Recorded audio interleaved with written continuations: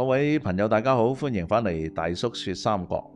講起呂布，大家第一個印象係咩？人中呂布，馬中赤兔，武力值天花板。但另一句更加出名，三姓家奴。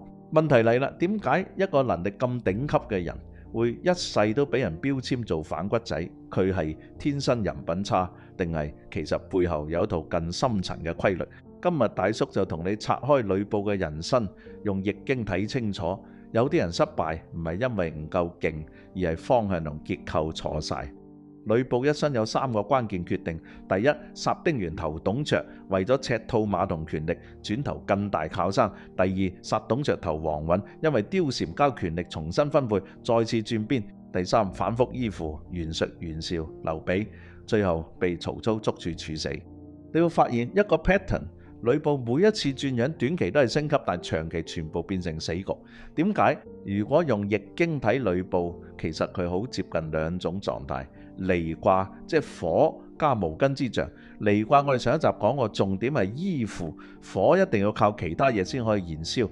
呂布就係一團好猛嘅火，武力極強，爆發力驚人，但係佢冇根，冇自己嘅價值系統同長期立場，所以佢每一次選擇都唔係 based on 原則，而係 based on 邊個而家對我最好，邊度最有利。呢個就係問題核心。易經有個好重要嘅概念，立本。一個人如果冇本根基，你幾有能力都好，只會變成工具，被環境推住走。好多人以為呂布衰在貪心好色而反骨，但係大叔話你知呢啲都只係表象，佢真正嘅問題係佢冇一個穩定嘅內在坐標。咩意思？即係佢唔知道自己係邊一種人，要行一條點樣嘅路，所以佢每一次都要靠外在機會去決定自己下一步。見到董卓勁就跟董卓，見到王允有就走去殺董卓，總之見到邊個有著數就跟邊個。呢種人短期可以好靈活，但係長期一定出事，因為冇人敢信你。呂布仲可以對應到易經第64卦未濟。未濟代表咩？事情未完成，未穩定，永遠差一步。呂布成世都係差一步，差個穩定勢力，差班真正信任佢嘅人，差個長遠格局。佢唔係冇機會成功，而係永遠喺差少少就得嘅狀態，最後每次都翻車。放反落現代人際關係，呂布型人格其實好常見。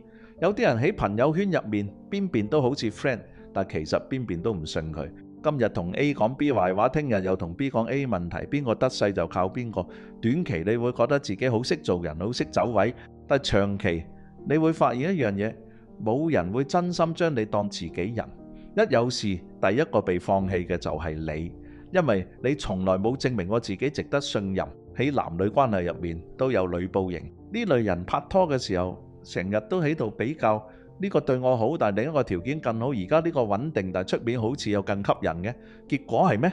不停轉對象，以為自己每次都升級，但係最後你會發現你建立唔到任何深層關係，因為感情唔係市場競價，而係長期投入同信任累積。當你習慣用利益最大化去揀人，你就會變成一個永遠未濟嘅人。再講投資同事業，呂布最似一種人，極端機會主義者。今日見 AI 勁就 all in AI， 聽日見 crypto 升又轉晒去炒幣。